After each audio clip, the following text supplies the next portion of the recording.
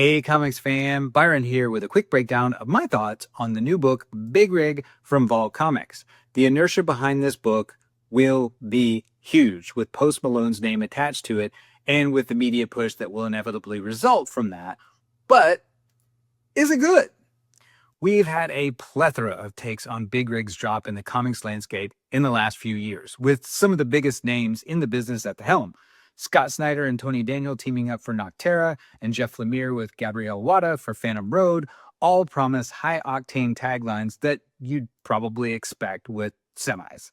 My personal favorite take has been actually in fiction with R.S. Belcher's Brotherhood of the Wheel series, truckers, biker gangs, werewolves, chef's kiss. So check it out if you haven't. But all are fairly formulaic, right?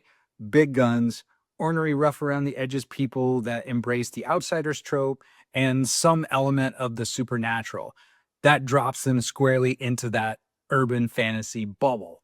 It does make for an interesting cocktail for sure, and as a horror fan and being from the South with Smokey and the Bandit as one of my favorite all-time films, I certainly don't hate it. In Big Rig, Vault have pulled out all the stops to make this an absolute home run.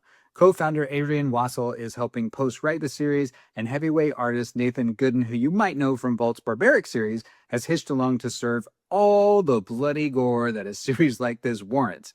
And his artwork absolutely nails the remit. It's blood-soaked mayhem beautifully rendered in Spartan black and white glory, devoid of color and with rapid panel pacing with enough weapon-wielding hero poses to make Goku jealous. It reads more like a manga than a Western comic, and I'm certain the attempt to hybridize the two is part of the plan, trying to integrate both younger readers and the older mainstream comics base. Billed as Evil Dead meets Mad Max Fury Road, we are dropped smack dab into medieval Europe as a demon plague sweeps across the land. The Six Petals, a secret sect of the Knights Templar, are up against it, and desperate prayers are answered in the unlikely form of an 18-wheeler with a Wolverine-like former priest who's been excommunicated from the Six Petals at the wheel. No claws, folks, but all attitude.